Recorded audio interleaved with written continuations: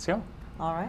Hi, everybody. Welcome to this month's Beautypedia live chat. We are going to talk all about the kind of behind-the-scenes thoughts and info that we had on the best and worst products for September. We're also going to share some reviews live that are not on the site yet or might be just about to hit the site, and then some other little kind of fun things along the way, all while we answer your questions live here during the broadcast.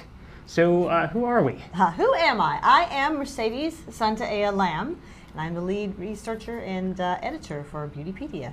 I am Nathan Rivas, the content manager here for Beautypedia and senior researcher, and we review a lot of products, throughout the month, both makeup and skincare. But one of the things that we did want to summarize really quick before we kind of get into all of our reviews is just kind of touch on really quickly how we actually review our skincare and makeup products. So, Mercedes, do you want to tell us about how skincare works? Sure. Now for skincare, first and foremost, we're talking about ingredients because skincare is supposed to have results.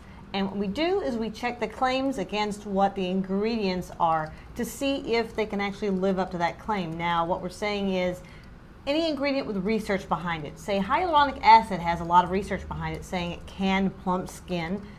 So if a product claims to plump skin and it does have a high amount of hyaluronic acid, then that's a good thing. We just kind of measure basically what a product says it can do against what it actually can do according to proven research. Another thing is we look for what a product does not contain. Fragrance, while it might smell amazing, lavender oil smells great, it's not good for your skin. It can actually be a source of irritation and cause more problems and actually kind of work against the purpose of whatever skincare product it is that you're choosing. So we go through and we check to see what ingredients are in there and how much of it is in there. For instance, if a product has alcohol as the first or second ingredient, that's going to be very drying. And if alcohol is toward the end of the list, it's not so much of a concern.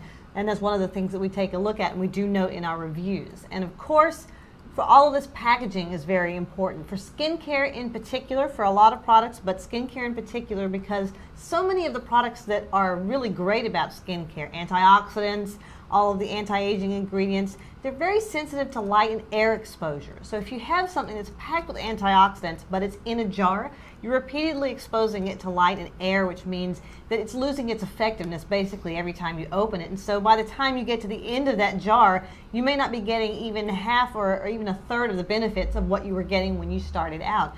Packaging is critical to products. So we take a look at those three factors in particular when we come up with ratings and kind of giving you the information that you need to know if you're going out and shopping for a skincare product. Yeah, and that's one of the things that we get a lot of questions about. Do we try every single product there is? And we do try a lot of them, but as Mercedes mentioned, the important thing that it really comes down to is what the research actually demonstrates to be true. You don't really care about our anecdotal experiences. We've all you can put on a cream that feels amazing initially, but it's not necessarily good for you and has some irritants. It's like eating a piece of pie. It tastes delicious, but it's not going to make your cholesterol numbers really great. So exactly, and then there are all kinds of nuances and preferences with skincare that color how we interpret whether a product is good or bad, or how a lot of people interpret how a product is good or bad. So we don't cloud our reviews with those kind of personal feelings. It's all about the research, really. But we do try a lot of products when it comes down to things like how it actually feels aesthetically on skin. Especially like with sunscreens in particular. That's a important. lot of people care about whether it has a white cast and whether it's greasy or whether it's too dry. So that's definitely something we do check on. Yeah, now when it comes to makeup, that is different because makeup, of course, is subjective. So, we do, of course, look at the ingredients for makeup products because, of course, we want to look and see whether or not it contains any of those potential irritants that you need to watch out for. If there's fragrance in it, how much is there or how much of a particular ingredient is listed there. And, of course, if you have a makeup product that makes anti-aging claims, are those ingredients actually in that formula to back it up, or are they just kind of, a dusting at the end? Yeah, there's like a little vitamin E in there there. Exactly, a little breath of vitamin E. But makeup does come down to a lot of experience and actual wear testing to see how that goes. So that's actually different with makeup. For us, we actually do test the makeup products to see actually how they function on skin and whether or not they live up to some of the claims that they're making. And so, and of course, makeup it's just makeup. If you really want to try something and we say, oh, it didn't work, or we didn't like the way that it felt, there is a lot of kind of preferences there, and That's you can true. always feel free to check that out and just let us know if if you disagree, if you tried a makeup product that you loved, and you didn't have the same experience. We'd love to hear that kind of feedback from you. Absolutely. So all of that to summarize how all of these reviews actually work. Now, before we actually get into the rest of the show, I did want to remind you to check out the About section below the video. We'll be putting the links to the full list of best and worst products that not only the products that we're going to talk about today for best and worst, but also the ones we didn't get to, because we're not going to get to all of them. There's a lot of products there. There are. I think there's like 20 total? Yeah, there's always quite a few. So check out the About section below during the show, and we'll add that there for you to take a look at. Well, I thought we would start out with, this week with a little bit of something different. Start out with some things that we're actually, seeing right now in the beauty industry, things we're talking about, here at the office. And Mercedes, you had one in particular you wanted to mention. That's right. If you've been checking out any of the beauty magazines or blogs or anything like that, you've probably noticed a trend of matte liquid lipsticks. At least I've seen a lot, noticed a bunch of them. And it seems like almost every brand is releasing their version of the really ultra matte, but in a liquid kind of creamy formula. As opposed to just the matte lipstick. The matte liquid lipstick seems to be really, really big right now. Kind of like serum foundations when they first started really hitting. About a year ago, serum foundations really started to kind of come out and become a really big thing. And that's kind of the case right now too with matte liquid lipsticks. A lot of brands are releasing their versions. One of them is ColourPop, which, by the way, for those of you who have requested us to review ColourPop, it is on our list. We're actually coming up. We got the products in the office, so yes, we are going to be checking out and reviewing ColourPop, including those matte liquid lipsticks that they just came out with that actually sold out on their site. So they were really popular. In fact, they had like they get like the restock emails like, we have them back in stock, because they kind of just flew off the shelves, or the internet shelves, the virtual shelves. That's a mysterious little line. ColourPop. Yeah, it doesn't is. seem like you can really find out a whole lot of information about them. But we are really, really affordable products. I mean, I think their most expensive product is probably $8. Most stuff runs though in the $5 range. There are one or two things that are $8, but that is as expensive as it gets. Yes. At ColourPop. Yeah. So pretty interesting to see how those shape up. Right. So.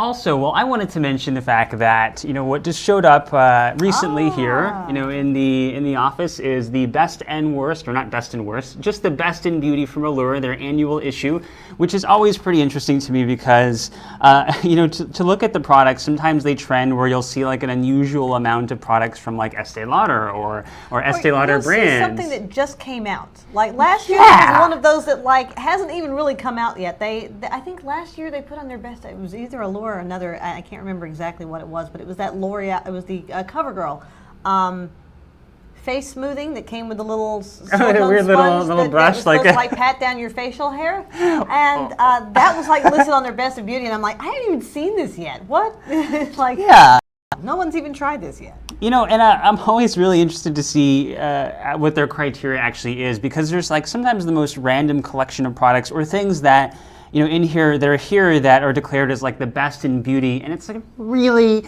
the best in beauty is like the same everything that's available. It's the same thing. The same facial scrub that you've had in the magazine for the past 3 years is still the best in beauty. And there's a lot of products that you never actually see in there. So that's true. There are a lot that you don't see. And in the past we have done a kind of our own review of the best in beauty or something along those lines. So we're kind of thinking about doing that this year, especially with some of the products that are mentioned here, in Allure magazine, the beauty experts.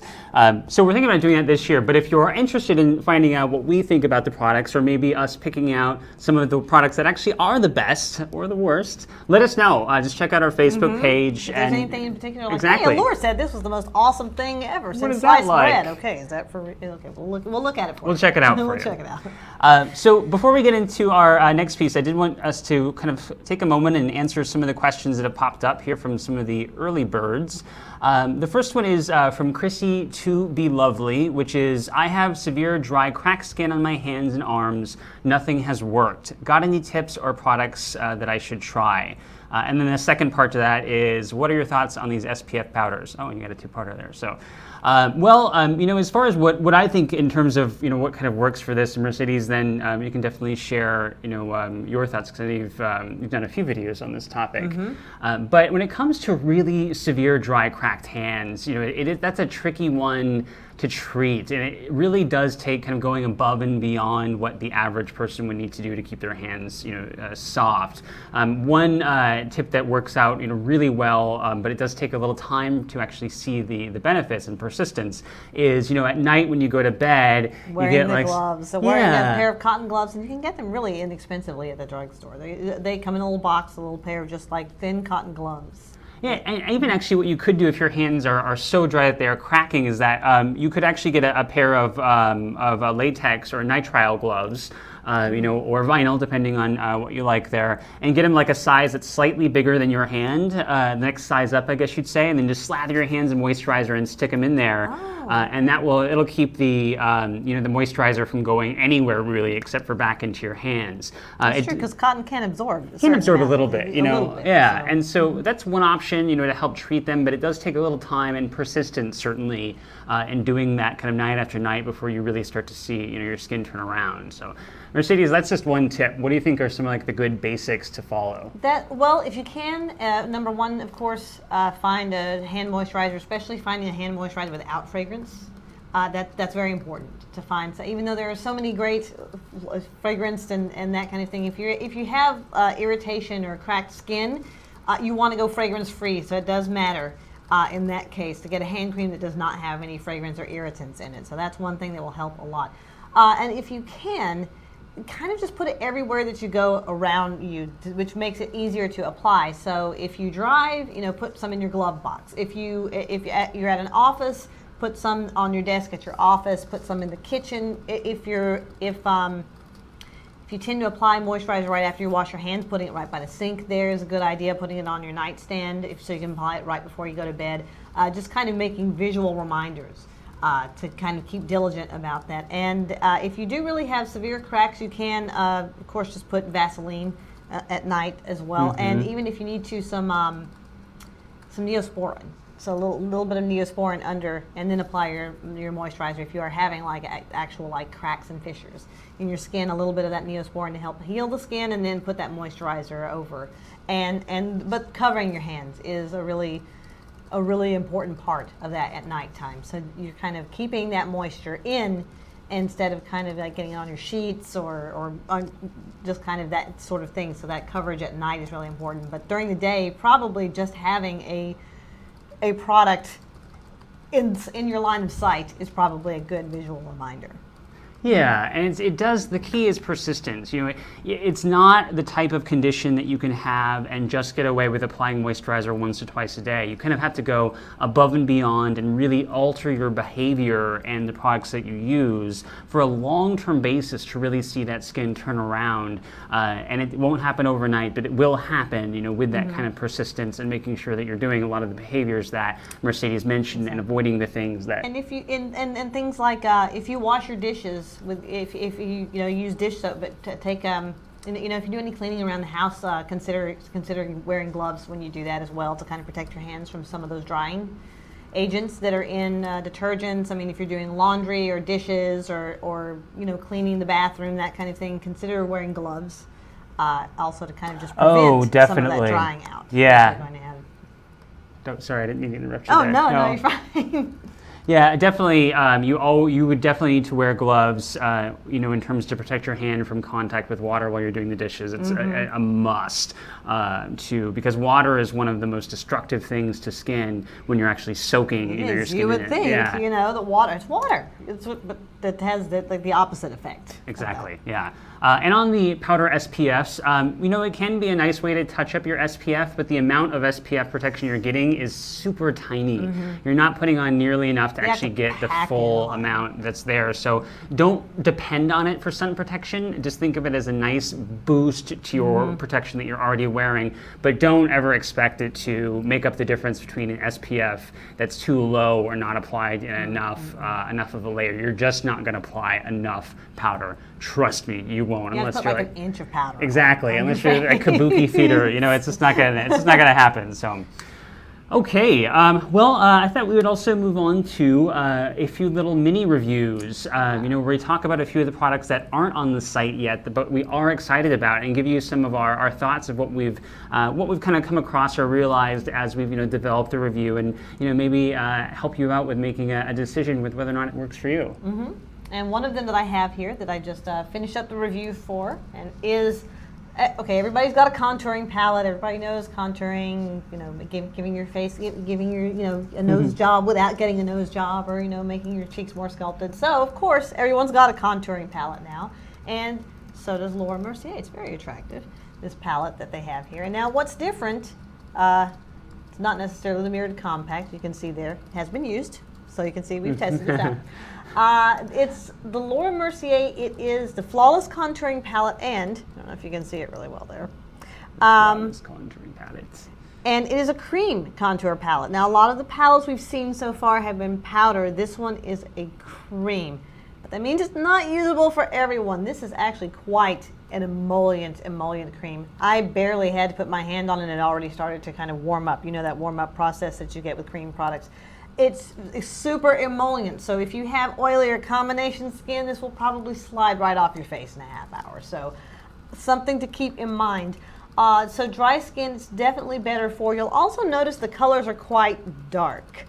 That's kind of a good and a bad thing. It actually shears out quite a bit. This brown, contour number 1, and the reason that it there's more of it than the rest is because this is supposed to be the more universal and usable shade. It is a light brown that does shear out quite a bit. I was able to use it, and I'm quite fair with it just looking like a nice contour shade. So that worked well. The other two, though, even though they did shear out, were far too dark for my skin tone. Now, if you do have deeper skin, you're going to find that contour number 1 is too light. Contour number 2 may not work for you. So the contour powders are not all universal, so it would be nice if there were 2 versions of this to kind of have one option for fair to medium skin tones and then another option for medium to deep, but this is the single option they come with. So more than likely you're not going to make use out of all the shades. This is $50, so that is something to keep in mind as well. Now, highlight number 1 is, you can actually see it's quite yellow. I could not get it to show up on my skin though. I actually couldn't see the color. I have kind of a yellow-based skin tone anyway, so I didn't see this at all. In fact, the only thing I saw were flecks of glitter, like just sparkle, that was in there. So that one didn't actually work. And if you have darker skin, this is going to appear yellow. It's going to actually kind of appear like a buttery yellow color. Yeah, on that skin. one was not that great. So I don't normally see highlighter colors in this shade of butter yellow, so that's not really too workable. If you have very fair skin, it's going to disappear on you, and if you have darker skin, it's going to look butter yellow. Yeah. So that's this other color, highlighter number 2, is actually a little bit better because it's kind of got a coppery bronze. So on fair skin, it just looks like a bronzer. And on deeper skin, it looks that way as well. So highlight number 2 is definitely the better of the 2. This one just basically, I gave it an average because I just don't feel like the colors are workable enough for a broad enough range where you can really get the full value out of it. And again, like I said, I wouldn't recommend this if you have very oily skin or combination skin because that is super, super emollient and it is just going to melt right off. If you have dry skin like me, it will hold up well. But again, if you do have oily skin, especially on those areas where you would want to contour, that is something to keep in mind. Okay, so we have just a couple of comments. There's like a brief delay in the sound that they said. So I'm going to check out one little thing. So give us one little moment here. Talk amongst yourselves.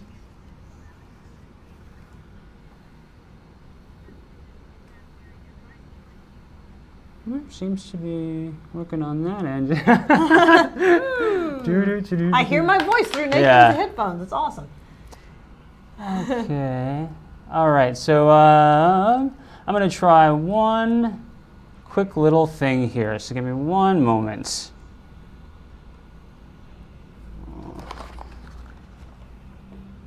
Disconnect that.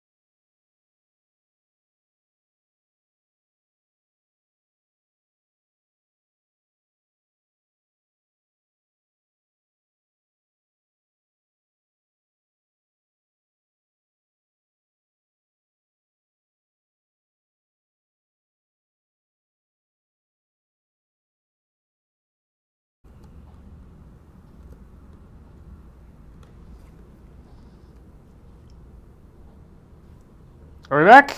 I think we're back. Okay, so let's give this a try here. Let us know if it's working here. Yeah, let us know. Your feedback is what lets us know. So.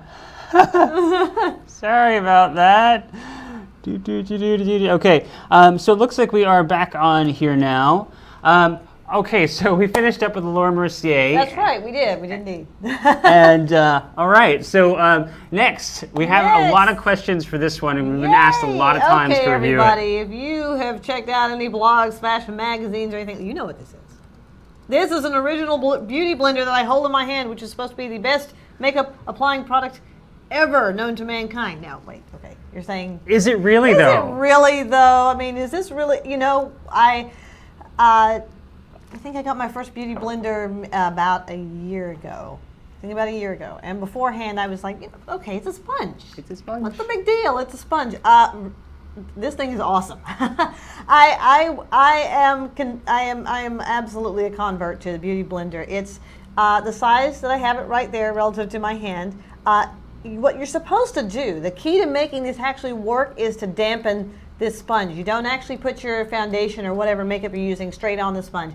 You actually dampen it a little bit, and that moisture actually causes the sponge to expand a little bit. Now, what sets this apart from other sponges is that it really is it's incredibly soft and pliable, and that's what makes it work so well. Generally, before, I didn't use sponges to apply makeup because I found for me they kind of just smeared makeup around. You could pat it a little bit, but there was still a little bit of that, you'd still have to kind of smooth it out with your fingers a little bit.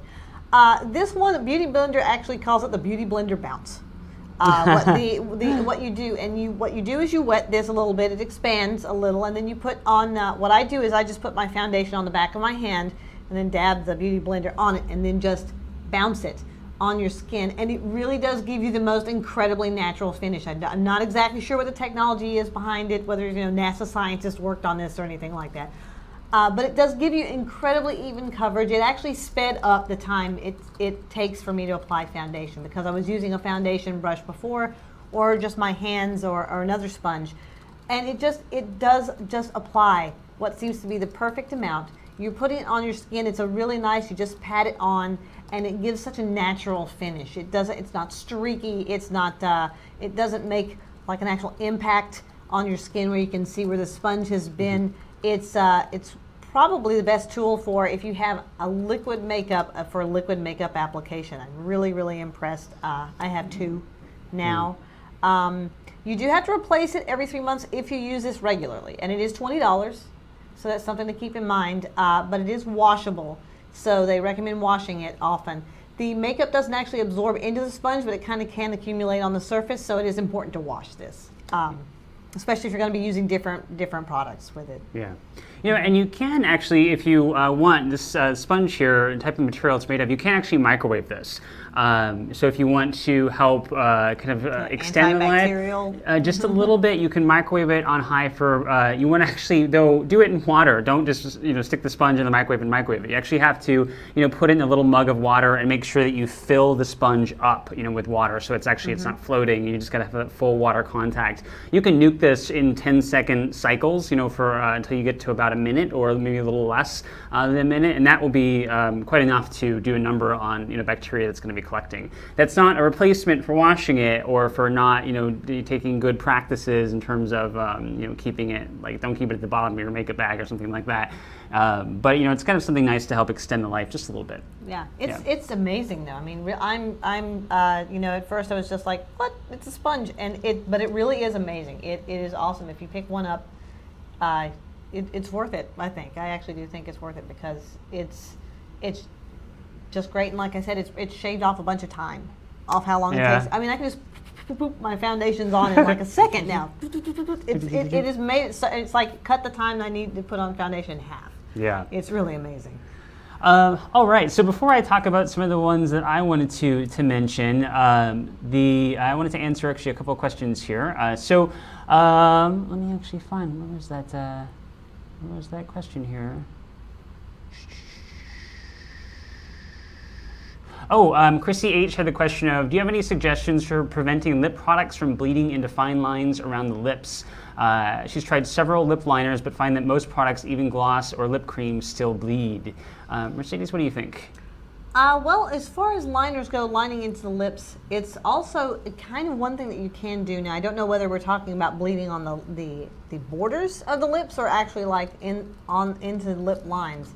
You can line your entire lip before you put on a product. It's also a good idea if you do have bleeding, maybe to blot your product after you put it on. That usually does take away a little bit of that emollients that might cause it to kind of migrate a little bit. So if you blot it, and some people actually, what they do is the trick of putting like a Kleenex over there. After you put on your lip product, you put a Kleenex and then you actually dust it with some translucent powder. Kevin to O'Quan kind of did that. to set it. It was a big thing with Kevin O'Quan. He used to take it and then just dust it, Kevin O'Quan was And the... actually just set your lipstick with powder. Another thing you can do is if you find that lip liners don't quite do the job, for you, if they're not, mattifying enough, or they just don't work as well. You can take a long-wearing cream eyeshadow, for example, like from Laura Mercier or Bobbi Brown, in a neutral tone, neutral color, and use that as a base for your lip color. Especially because they dry and they do tend to be, water resistant, until they're actually removed. You don't need a lot, and it can serve as a great base, too, for helping to kind of amplify the color of, the product that you have, for your lipstick. So, something to consider. Another question, that we had here was when it comes to, oh my God, it refreshed again. So when it comes to the question of whether or not you need to wait between applying products, we had a question here, I think it was from LZ, had the question of, do you have to wait in between applying products, or are things going to counteract one another, especially when it comes to acidic ingredients?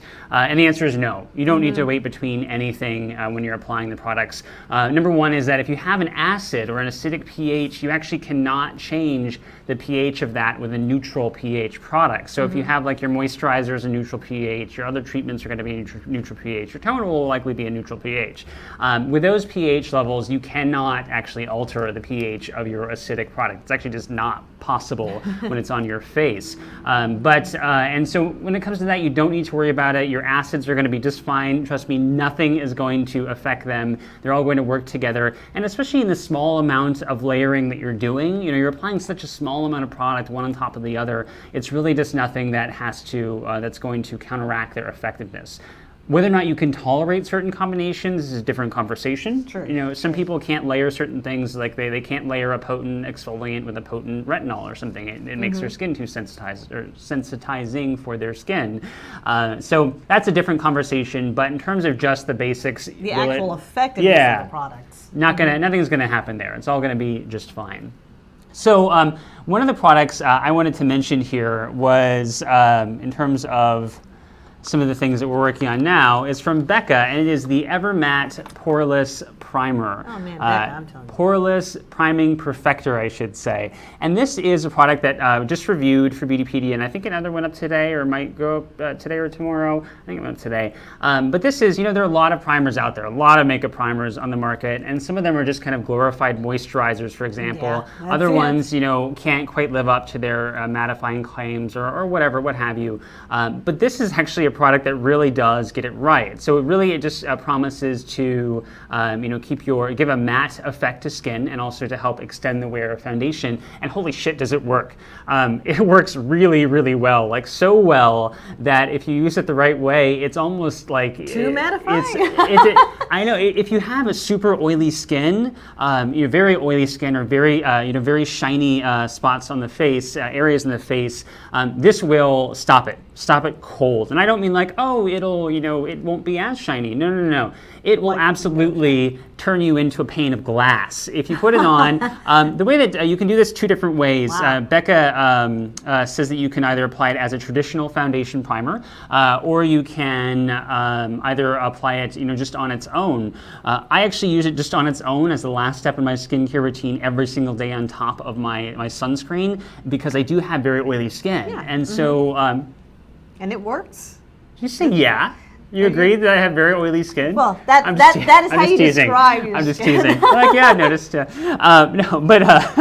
So this absolutely works great. And I actually found that, especially when you apply it on top of a matte finish sunscreen, like I apply it on top of the Paula's Choice Wrinkle Defense SPF 30, which is a very matte finish on its own, but very sheer. And I applied this on top of that, and man, it just took all the shine away, and it held up through almost my entire day without needing to blot or anything. And in fact, when I did blot, I even put this in the review, it was like blotting a pane of glass. It was just like, it was like nothing was coming off. Man, Becca, I tell you, they're really just putting out some really home run products lately. Yeah. And it's funny because Becca is, of course, probably best known for its highlighting and shine products. You know, the shimmering skin perfectors and the illuminating primer that you reviewed, and so it's kind of funny that Becca, which is so well known for the highlighting and shine products, has this amazing matte product as well, kind of on the other end of the spectrum there. You know, and the thing with this is that if you don't use it exactly as the directions indicate, you're not going to get the results out of it. It's not, in fact, it doesn't even work nearly as well. I was actually shocked, you know, if I went kind of off-label from what they recommend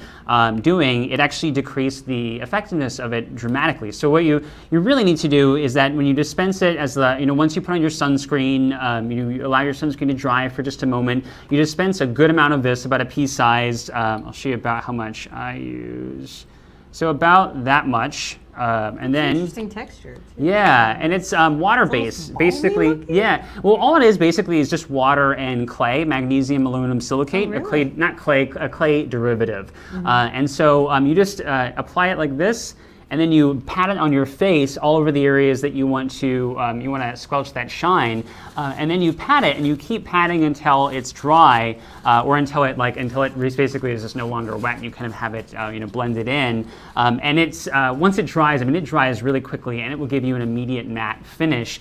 But you don't want to rub. And when I say you don't want to rub, I mean like, oh, you know, it's not a good idea to rub it. And like, no, don't rub it. Yeah, because if you do, you'll actually take it right off. Because as it's drying, you know, it's beginning to mattify and to kind of intermingle a bit with the products underneath it, kind of forming, you know, its little matte layer. But if you start to rub it, you'll begin to actually kind of peel it off, you know, certain areas. Okay. Yes. And then once that dries, you want to give it about another minute to dry. Then you can apply your foundation. You can even apply, I mean, if you just want to apply powder, a little bronzer on top, you can get away with that. If you apply a matte finish foundation on top of this, it'll practically just absorb your soul right out of you. It's awesome. Extraordinarily mattifying. I just did a video of this that'll be up, I think, next week, where I demonstrated this, and I demonstrated this, and then I also applied one of the dewiest foundations on top of it ever, that Charlotte Tilbury Youth Boosting Perfect Skin, you know, Wonder Foundation, something like that.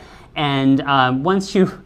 it was amazing because that foundation is incredibly dewy. Like it's glowy, almost reflective, and it just turned into like this super powdery, very lightweight finish. So it was pretty incredible. That's amazing. That's really cool too for people who may have a foundation that they have the foundation, they bought it, they found out it's a little too dewy for their skin, but that can actually make a foundation that you have work better. So that's and I was actually really surprised when I saw because Chrissy H, she mentioned that she saw some negative reviews of it, and then Glennis had also mentioned, I believe this wasn't working for her, is that it is tricky because you do, and as I mentioned, kind of harped on a bit, you have to follow the directions kind of intricately, but also carve out a small amount of time to put it on right, basically. Yeah, exactly. It's about a 2 or 3 minute process when you take into consideration the dry time with things.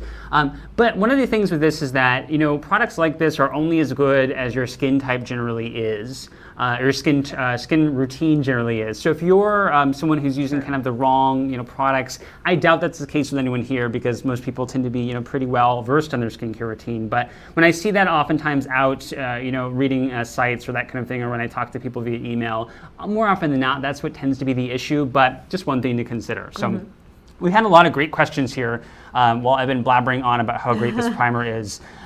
So the first one was Little Cap 1 had the question of primer after sunscreen. I thought sunscreen was the last step in my makeup routine. If I use primer on clean skin, then my sunscreen, then my makeup. If you use your sunscreen on top of your primer, then you're really kind of defeating the purpose of it. Because the whole point with a primer that works, it's supposed to be that canvas. Exactly. You apply your foundation directly to it. Exactly. Now, a primer on top of sunscreen is no more harmful than applying makeup makeup on top of your sunscreen. It's all about how you apply your primer. If you're rubbing your primer into your face, or if you're being aggressive with it, or if you're not waiting until your sunscreen dries, then you are potentially running the risk of affecting, whether or not your sunscreen is covering all those little spots in your face, all the areas. But if you're waiting for your sunscreen to dry and you apply your primer and you do it, gently, just kind of patting it on or blending, depending on what type of product you have, it's not going to be an issue. So don't worry about that. Okay. So another question we had here was that Jessica Ram had the question of, I've been getting laser hair removal on my face. I've done it 4 sessions already. This month my face has been breaking out a lot. They're really red and sore-looking pimples, mainly around the outside borders of my face. Also spots, skin-like spots as well. I don't know what to do. I normally never have any spots except 1 or 2.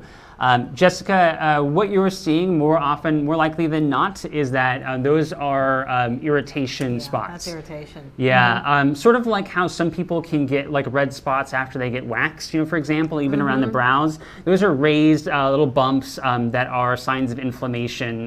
Not that different from how men can get bumps when they... Those razor bumps. Yeah, exactly. It's all different types of inflammation that's happening in the skin. And those types of red bumps are very, very similar to what blemishes look like. Those kind of little red, kind of sore-looking dots. Raised a little bit sometimes. A lot of times. So what you can do is, unfortunately, it's going to take a little time for your skin to get past it. But what you can do is begin to use, kind of pare back your routine to a very basic, process of, cleanser, a toner that has a good amount of anti-inflammatories in it. Make sure it doesn't have any alcohol or fragrances. That's one thing you have to strip your routine of immediately, is high amounts of alcohol and high amounts of fragrance, or really any fragrance at all, because your skin's going to be pretty reactive to that.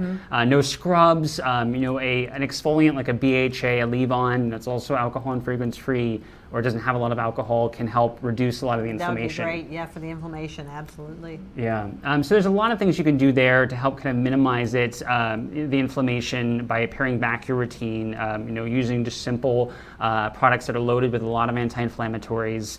There are a lot of products out there to choose. You can look through the best product sections of our site that are searched by categories. There are some good toners out there with anti-inflammatories. Clinique's essences, toners. Of course, Paula's Choice has a lot of great toners that have a lot of good anti-inflammatory agents in them. And then a nice 1 or 2% BHA exfoliant, because BHA is related to aspirin, acetylsalicylic acid, will help to kind of alleviate that. And then a nice, basic moisturizer that has a lot of good... Really soothing moisturizer, just... Exactly. And then sunscreen during the daytime. Definitely you want to reduce that inflammation that the sun causes or daylight causes, that UV damage. So a sunscreen, ideally a mineral if you have it, but really it's going to be a process of helping to manage that inflammation, but that's essentially what it is that type of irritation that can happen there from... anything to add to that? I think that covers it. Yeah, yes. Okay. And then we had the question of one more here from Sid1315, asked about, what do we think about Becca's under eye brightening corrector? So we actually did a review of that on Beautypedia. You can find it on the site. It's actually one of the, if you go to our new reviews, you actually see a nice big picture of the under eye brightener on our new reviews page. Yes, it is a great product for under on its own, or as a pre-concealer kind of boost. So that's definitely a great product to check out. Now, Jessica had one more follow-up here. Jessica, you mentioned AHAs as acids. I don't know if you asked that before or after I said the BHA. So you don't want to use AHAs. Really, BHAs are going to be much better because they have that potent anti-inflammatory Just their relation to aspirin and the anti-inflammatory properties it has are much stronger. Do you swim at all? Have you ever swum? Yeah, occasionally when I can. In a pool? Yes. Yeah. It's been a while since I've been in a pool, actually, but yes. I mentioned that because we had a nice little conversation here. Kashmira had the question of taking care of skin and hair post swimming, especially when a chlorinated water, has the chlorinated water can be an issue for both hair and skin. So, do you have any tips? Normally it's just just kind of a really mild, almost like a clarifying shampoo. That's what I generally use. I mean, and normally just wash your hair as soon as you get done, as just to kind of keep it out there. I don't think that there's actually, I mean, I know there's kind of the idea of there's specific swimmer shampoos on the market. I know that there are quite a few of those, and I think those are really designed for people who are in the water like a lot every day. Like we're talking about a frequent basis. So that might be. I don't actually know if chlorine builds up. I don't. I mean, if you wash your hair, it should be fine. I just use kind of like a very mild sort of like general use shampoo afterwards, just kind of like the clarifying shampoos, that kind of stuff, which doesn't it's not volumizing or anything like that. Just kind of like a really simple kind of clarifying shampoo is what I use. Yeah, and clarifying shampoos, really, most of them are essentially kind of the same. They just don't have any moisturizing agents in them. Is essentially what a clarifying shampoo often is. It's just a very basic formula. Doesn't have any emollients in most cases. Very low amounts of oils or heavy silicones. Which if you look at moisturizing shampoos, they do tend to have that because damaged hair or very dry hair needs that additional help. But clarifying shampoos most often are the same. If you look for shampoos, swimmer shampoos really just tend to be clarifying shampoos. Yeah, kind of the same thing. Yeah, or they might have chelating agents in them, like tetrasodium EDTA, which can help to kind of leach out some of the minerals that can build up on hair, from being in the swimming pool. So if you're not, cleansing your hair or skin, with something like that on a regular basis, or if you're one of those people that just gets out of the pool and rinses and doesn't really wash, their face or hair, you can actually get some amount of buildup of that, especially the kind of chlorine smell, and some of the minerals that are in the pool can build up as well. So. It's one of those things that, it's really just management, as Mercedes mentioned, and using a shampoo and a moisturizing cleanser right after you get out of the pool. You don't have to redo your whole routine. Just a cleanser and toner and a moisturizer or sunscreen with daytime moisturizer with sunscreen can really be all that you need to do if you're working out, midday, for example. You don't have to redo everything. So. Okay, so one more product I wanted to mention before we got into it all, because I promised one of our people here that I would, is that the Peter Thomas Roth, the full name, PTR as I like to call PTR, is the Professional Strength 3% Retinoid Plus. So this is an interesting product because it is not a retinol. You notice they say retinoid. What does that mean, retinoid? So this is actually using a kind of fairly new retinol alternative called hydroxypinocolone retinoate. And this is a fairly kind of unstudied, not unstudied per se, but there's just not a lot of research around it. Like a huge breadth. Exactly. A lot of the research is from the actual manufacturer of the ingredients. So there's not much there. There is some that actually compares that actually had hydroxypinocolone retinoate with other ingredients like retinol. So you don't necessarily know whether or not it's really how effective it actually is. But this formula, and this is also the ingredient that Sunday Riley uses with their Luna sleeping oil. The sleeping But also what PTR did not do, they left out all of those ridiculous citrus extracts. They left out all of the crap that was in the Sunday Riley Luna oil, and this is actually 3%, whereas Sunday Riley doesn't necessarily say how much she's actually using. So this is definitely a much better alternative. It's $85 for 1 ounce. Now the thing with this is that it's kind of very, very torn on this because it does certainly feel nice on skin, and I actually used it. So warning, anecdotal evidence coming. I used this for about 2 weeks, every night, and found that my skin necessarily felt smoother in the morning, but that's really a very kind of subjective thing. I don't really know that it made any difference at all, other than a normal retinol that I would use, normal 1% retinol, for example. I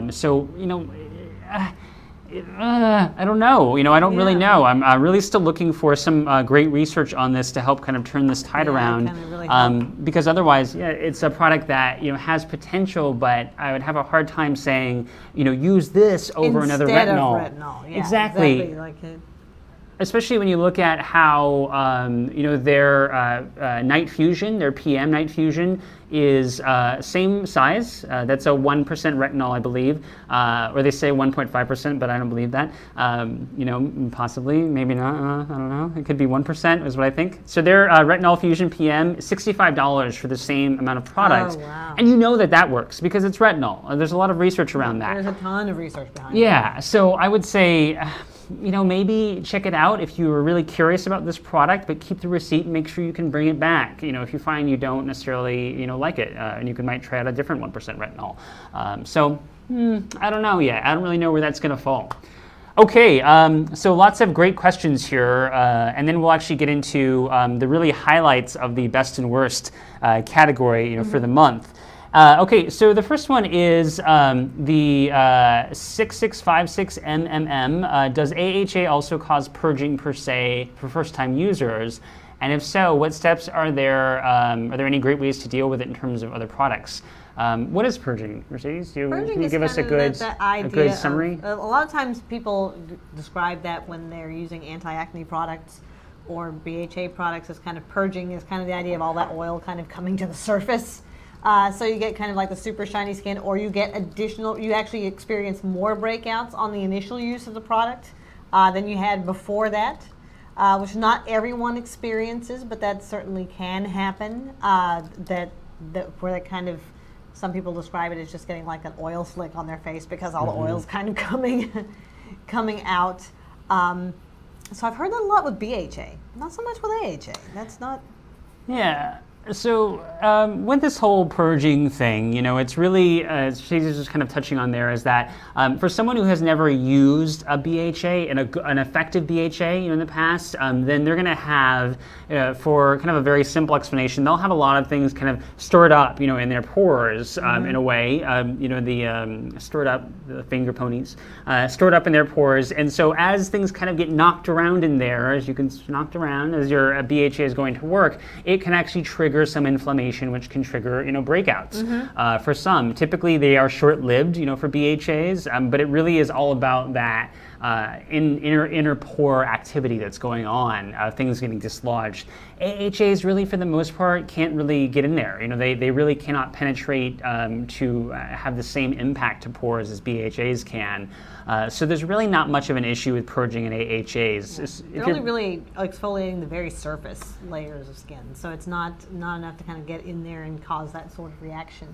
Yeah, so really not something I would worry about with AHAs. If you're breaking out from it, chances are you're just breaking out. It's just a breakout. Whether or not it was a coincidence or this product was too emollient or whether or not you should be using a BHA. All those factors could be true, or maybe one or two of them, but it's just a breakout, most likely. So, Christina Monique had a great answer to someone else's question about a hydrating powder.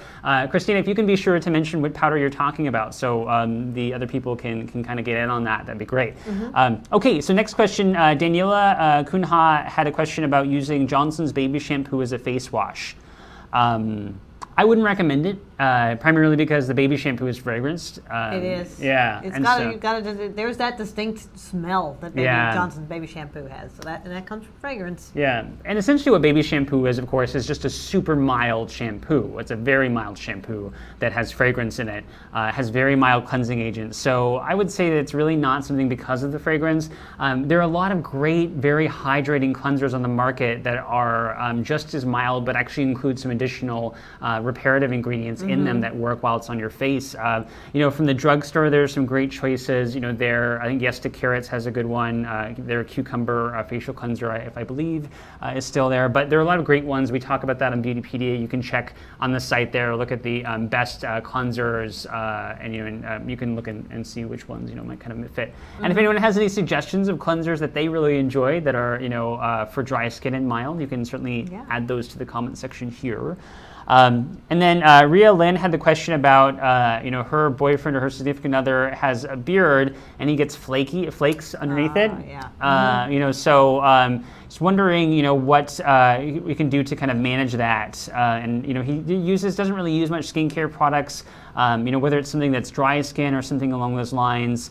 Daniela Kunha, she added that she has oily skin. So no, I definitely wouldn't recommend using Johnson's Baby Shampoo. Oh, no. You'd want to use a nicer, lightweight foaming cleanser. I was about to say a nice foaming cleanser. That would be, most of the dry skin cleansers are going to be, of course, far too moisturizing for you. It'll probably leave a bit of a residue that you'll feel in the skin. So, dry, flaky skin under the beard. How to fix that? Does Kevin deal with that at all? Does he ever have a beard? I've never actually seen him with a beard. No, really, not so much. But I mean, sometimes there's kind of that flakiness. I mean, and it might come from, it might be the result of whatever he's using. I don't know what your boyfriend uses to wash his face. What kind of facial cleanser he's using. If he's just using soap on the beard, some people actually do wash just with plain old bar soap. So it could be drying out his skin under there. If he does wash his beard, I mean, if he's not, if he's just using bar soap, that will definitely dry out that skin that's underneath there. So applying a moisture, I know moisturizers can get in beards, so that's, but a nice toner might be a nice lightweight toner. Might be also BHA, because it might help to he may be having some exfoliation issues under the. I mean, of course, with the hair growth. It could just be he might be even experiencing a little bit of irritation. I'm not sure if that's the cause as well, but I mean some flaking skin just from the irritation of the hair growing. I'm not sure if he grooms his beard, if he brushes it or anything like that, or like I said, washes it or shampoos it or anything like that. So you can check and see what he's using to wash that beard. If it is just like Ivory bar soap, he probably shouldn't be doing that because it's probably drying out the skin underneath a lot. And a BHA exfoliant will help with the flakiness, and a lightweight toner. You just apply a lightweight toner and it should sink right into the skin and not, I know thicker moisturizers, a lot of people avoid that with facial hair because it can kind of get caught in the facial hair and then you have like moisturizer on your facial hair. But a nice anti-irritant lightweight toner may be what he needs. Yeah, those are all great tips. Make sure he's using a nice basic routine, a good gentle cleanser or a foaming cleanser that's not a bar soap, a nice BHA exfoliant, a liquid. There are a lot of great ones or gels in the market that'll be easy to kind of put on over a beard or facial hair. A lightweight toner is a great option. Also, like a lightweight facial oil is a great choice. Someone had mentioned jojoba oil here. That's great. You can use jojoba oil. That's a great one. You can get that relatively inexpensively in the market, or you can go up to a regular pro facial if you want facial oil on the market. Certainly lots there, but jojoba oil, that's a great one. Acne.org, I think, sells like a jug of it for some ridiculous low price, much lower than you'll find at a health food store, but you can find them pretty inexpensively at the health food store, and in a light amount can kind of massage them in. So a lot of good choices there. But yeah, a nice basic routine. Bottom line, just kind of follow, what, getting into that routine is going to be the biggest thing. One more thing I wanted to touch on here before we actually get into it here, because we keep saying, we're going to run over just a little bit because we had those technical difficulties. So if you're comfortable, if you got a hard stop, you got to get out of here. Well, you can always check back later on. But if not, this is being recorded, so you will be able to watch it later. DVR us. But if not, it's Friday. Who cares? We don't care. It's Friday. We're just going to hang out. So Glennis McCoy had the question of, what do you think about those chemical peel products that claim to peel off dead skin off your face, like Aqua Reveal Face Exfoliator? No. What Glennis is talking about is those kind of gel things that you put on your face and you kind of rub and it starts to ball up. And that's supposed to be your skin cells. Yeah, it's supposed to be your skin cells. All it is what happens, when you are, sometimes you put on a skincare product and you see like and you put on makeup on top of it and all of a sudden things start balling up. That happens because of like the gums and thickeners that are in skincare products, like things that add thickness or add a certain type of texture or aesthetic to products, especially gel-based products, can have that reaction, with other products. There's really no rhyme or reason to it. It doesn't happen to everyone, but if you when you look at these products, these exfoliators, all that is a product that has a high amount of those thickening or gum agents. They don't do anything that a piece of tape that you stick on your face and pull off couldn't do. There's nothing special about them, and nothing about it that's anything magical. You're not pulling any more dead skin than you could get by just kind of rubbing your hand on your face. So it's just a big marketing gimmick. You would get better results from just using a washcloth with your cleanser, a cleansing brush like the Clairsonic. If you want to get even better results, though, use a leave-on AHA or BHA exfoliant, because that'll definitely help too. Okay, well, let's get to the actual show topic, which is the best and worst. Yes. And Mercedes, do you want to start us off here with one of our brand new debuts to Beautypedia? Yes, debuts. Okay, so you guys asked a lot about Drunk Elephant, and so we reviewed Drunk Elephant. We sure did. And this is actually across the board. It's a small line, but man, they have good, not inexpensive. This is $90, so it's definitely not inexpensive. However, it's really great done. This is the TLC Framboos Glycolic Night Serum. Now, it calls out the glycolic acid in it, and it does have that. But this also has BHA as well. This is an AHA, BHA product that has both at a pH where they will be effective and in an amount where they will be effective. So, and in addition to that, it's also got other great ingredients like antioxidants. But I mean, this is a combo AHA, BHA that will work. So you're getting a product that will help improve the appearance of blackheads, pores, wrinkles. It is kind of just like super powered. In this, which is amazing. And I should Framboos. I keep on wanting to call it Framboise. It is a little pink and raspberry color. It does have raspberry extract, so maybe that is where the Framboos comes from. Maybe it is related to the Framboise. I want to call it Framboise. So this is one thing I really like about Drunk Elephant is that they're definitely a no BS line, because when you look at their actual claims, they don't make claims, they don't talk about, how, ingredients are magical if they're all natural. They really are a great brand that combines, what's best from natural ingredients and also what's best from non-natural derived ingredients or combinations of the two. Also, all of their products are fragrance-free, and they are very explicit on their site about the damage that fragrance can do. Which is great. It's awesome to see that. And look at that packaging. Yes. Too. Nice look at that. Packaging. Their packaging is across the board. They're getting it right. Yeah, so their products are really nice. It's actually one of the few brands, if only brand I can really think of, that has complete straight flush 4 stars on all of their products, because they are pretty awesome. They are a little pricey though for the product, depending on what you're looking for. But certainly you really can't go wrong, with the Drunk Elephant products. You're going to get something that's effective. Yes, that's going to work. Absolutely. So I mean, if you do want to drop $90 on it, it's a great product to drop $90 on. And there are certainly a lot of other products in that same price range that are not nearly as good. Yes. Oh, yeah. Okay, so the next one is MAC's Studio Water Weight SPF 30 Foundation, and this is, of course, in the best category from this month's roundup. And this got a best because of the fact that it is actually, if you're probably familiar with a lot of the serum foundations on the market, they've been very full coverage. They do tend to be, on the kind of more mattifying side, and they don't have SPF in them. So SPF isn't a deal breaker, but it is nice to have as a little bonus. Well, MAC Water Weight SPF 30, really kind of defied all of those trends. It's a super lightweight, formula, very kind of sheer natural coverage. Comes in a great range of shades, as most MAC formulas do, and it also has SPF 30. So you shake well, and it is a fluid formula, and it blends very well. So very easy to work with. Great product. It's actually a serum foundation that can work for a lot of skin types. This is, of course, as we mentioned on the review, it is the exact same product as the Smashbox Camera Ready BB Water. Camera Ready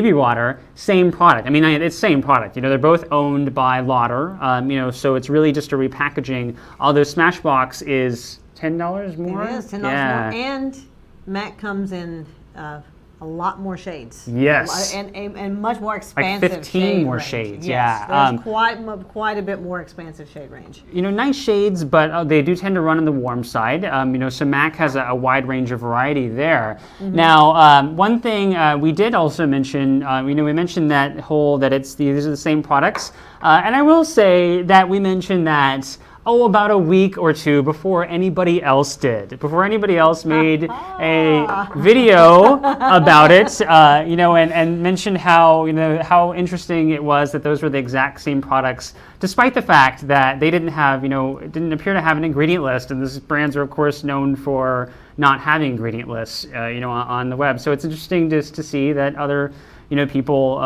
you know, made that claim after we did. But that's none of my business. Sips the cup. Take the sip. I thought about doing that all so long. Okay, so what's next? Okay. All right. Well, are we? Let's see here. I'm looking at my notes here. Okay.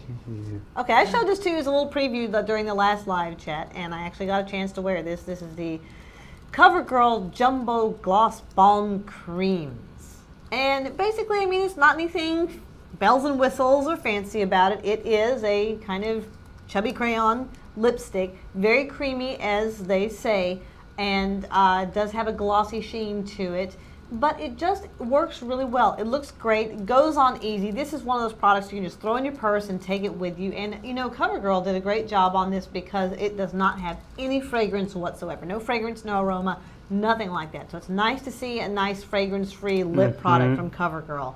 I'm actually, this color is the light pink. I think it's the parfait color. But I'm actually wearing this. If you see my online reviews for the Kat Von D Metal Crush eyeshadow and the Drunk Elephant Virgin Marula Luxury Facial Oil, the lip color that I'm wearing, that is this in Cherry Cream Pie, the red shade that they have in there. So that is, if you want to see what it looks like on, if you look at either of those two videos, that's what I'm wearing. I'm wearing the Jumbo Gloss Balm Cream in Cherry Cream Pie. So give me an idea of what it actually looks like while I'm wearing it. And it's just a great product to have kind of just in your purse. It's inexpensive, it's CoverGirl, and like I said, fragrance-free, which is really nice to see because a lot of the drugstore lip products do tend to have a scent or an aroma to them, and CoverGirl would decide to go no fragrance whatsoever with this one.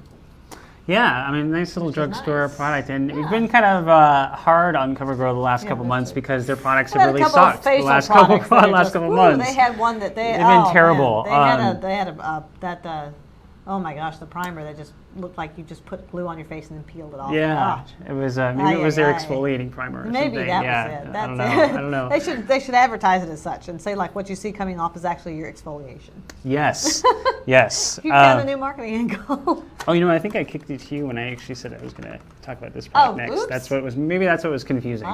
So the next product is one that I actually really like because I am, you know, definitely a kind of convert to liking to have a separate product for the eye area. You know, primarily because I have really oily skin, and so I don't really use much to moisturize my face. I kind of just use a retinol at night on top of exfoliant. Put that really rich moisturizer. Yeah.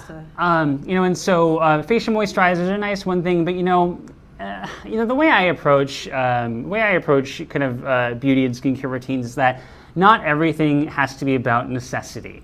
You know, not everything has to be about what's the bare minimum that you need, and you shouldn't go any longer than that. It should be all utilitarian and no extras.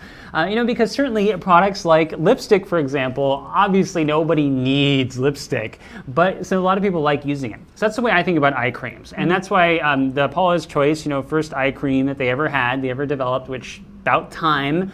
is actually a really nice one because it is actually very distinct from other products in their line. It really would have kind of raked them across the coals a bit there if we just come out with another moisturizer for the face. But this is actually, if you're familiar with the Bobbi Brown Extra Ultra, I forget the name, Ultra Rich Repairing Cream, which is super, super thick. I mean, it's a very, very thick, rich cream. This is kind of very, and actually someone commented on this on, you can't see that, someone commented on this on their Facebook page that this is actually kind of a nice alternative because it's fragrance-free.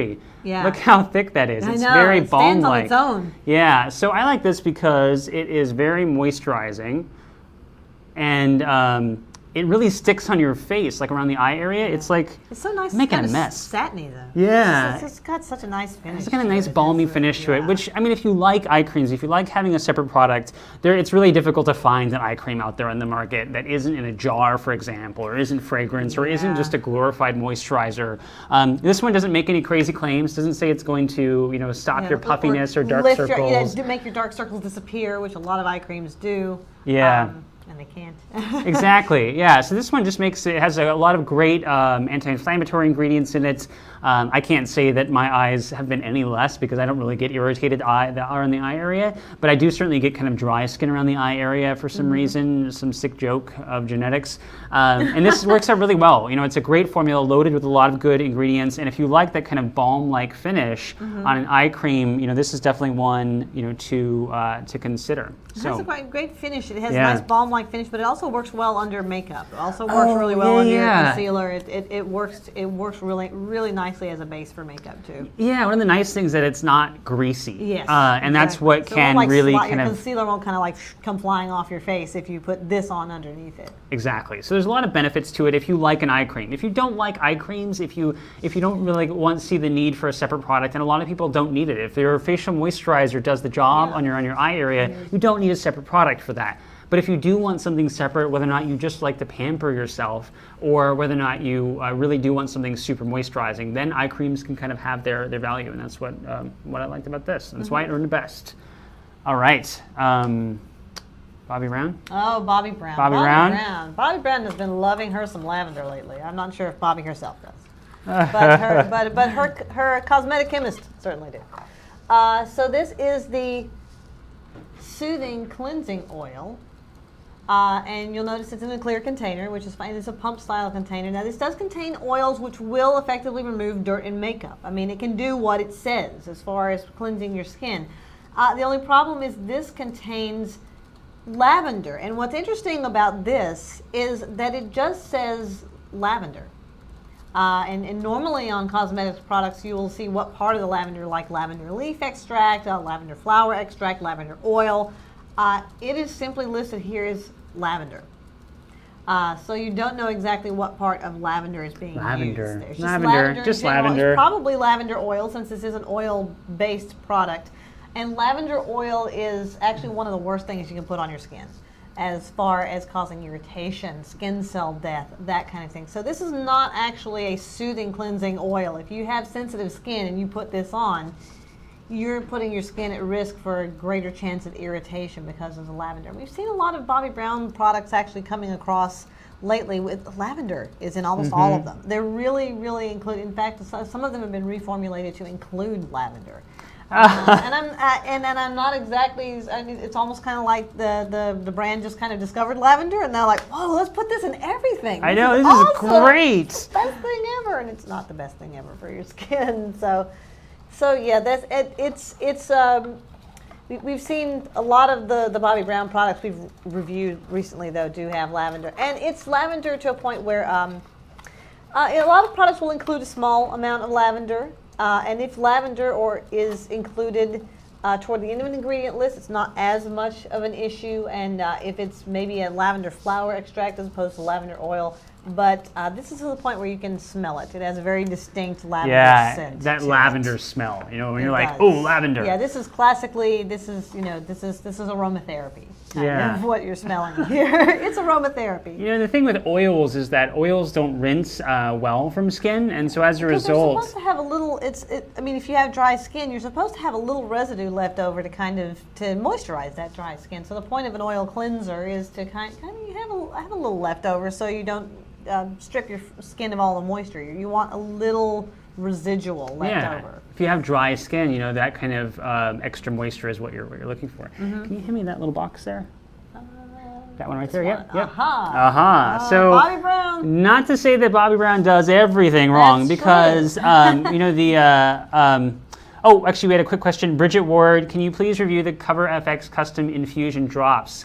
No, I've actually been specifically avoiding those because they're train wrecks. They're really just aromatherapy. It is really just fragrance oils, essential oils, which is really bad to put on your face. But especially some of the citrus oils that they're using and the custom infusion drops. God, they had such a great product with their custom cover drops, and that was such an amazing. It still is an amazing product, but to follow it up with those fragrance train wrecks of those infusion drops that have zero benefit for skin. They don't do anything. There's just no added. There's no reason to add them. Now, what I can see, and probably what they were thinking, is that when you mix the Cover FX drops with a facial oil, with a few drops of facial oil, for example, maybe like a 1-to-1 blend, it actually does give a great kind of dewy finish to skin that looks really nice. So what they were probably thinking is that, how can we capitalize on this but still make money? And they can't just bottle a bottle of argan oil,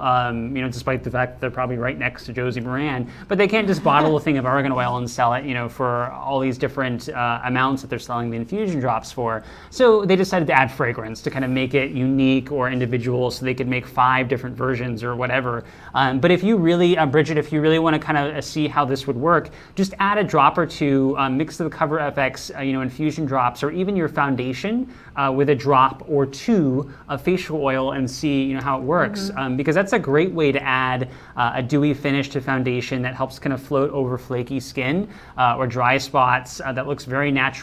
Kevin Aucoin, actually, the late great Kevin Aucoin, actually is the person who really kind of popularized that way back in like 2000 or 2001 in Allure magazine. I remember, oh my God, Allure magazine, way back then. I remember reading about that. So it was actually kind of a really clever little thing that he did. Along with the other tip of applying your blush before your foundation, powder foundation. And that's when powder foundations were just coming out, because it does help to kind of give it a natural diffusion. Like a little glow. Yeah. Like an under the skin glow, kind of. Okay, so, Bobbi Brown finally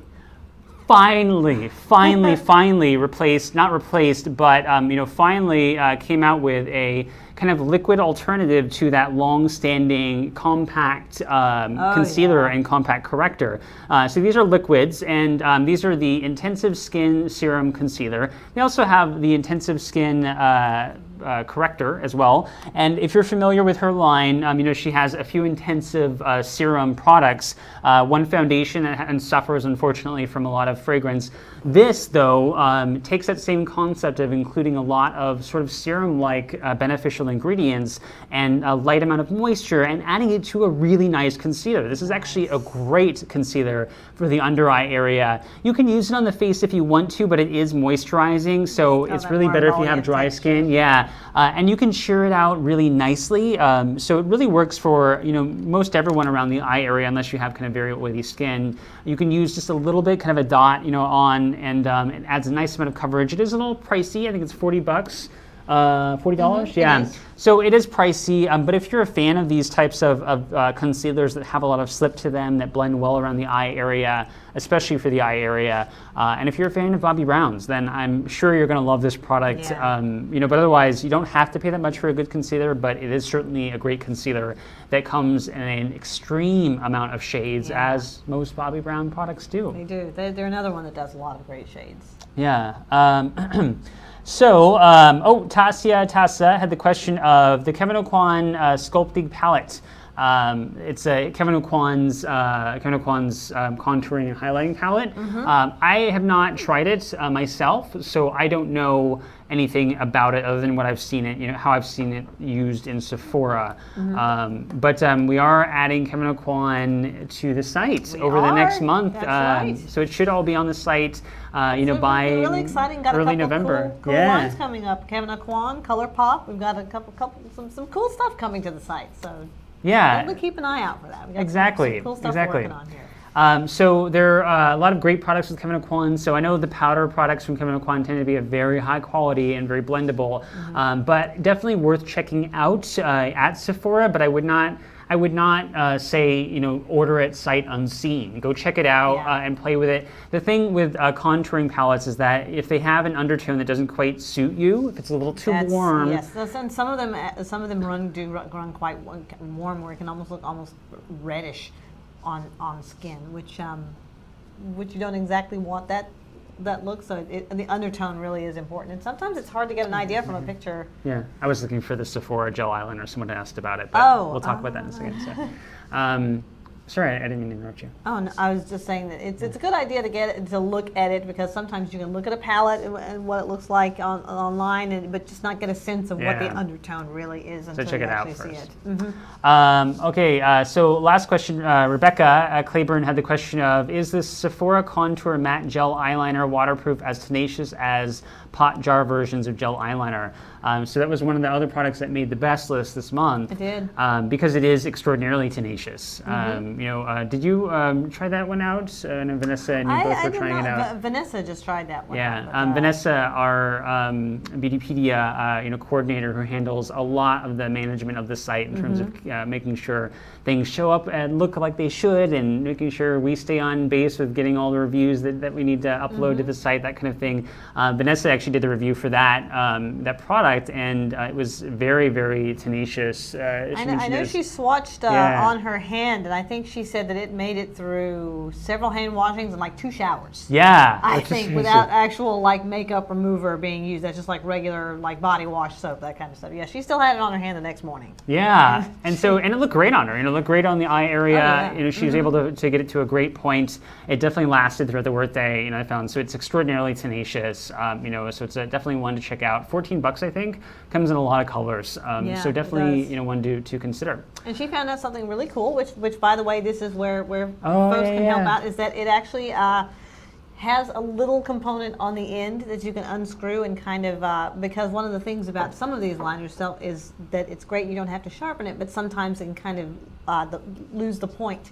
After you've used it for a while, there's actually a little sharpening thing which resharpens the point on the end. So it was a really nice little added touch to that, just kind of the cherry on top, so to speak. So we are just about out of time, but I thought we would take one last question. Actually, kind of two. One is very quick, though. Chris had the question of, what do we think of the new Marc Jacobs Serum Foundation? Great full coverage, very mattifying. We have a full review on Beautypedia, so go check it out. There are some caveats to consider, but it is very good for some people looking for a very mattifying, very full coverage formula. Now, the question that I really had, we had a question from Cheryl Johnson.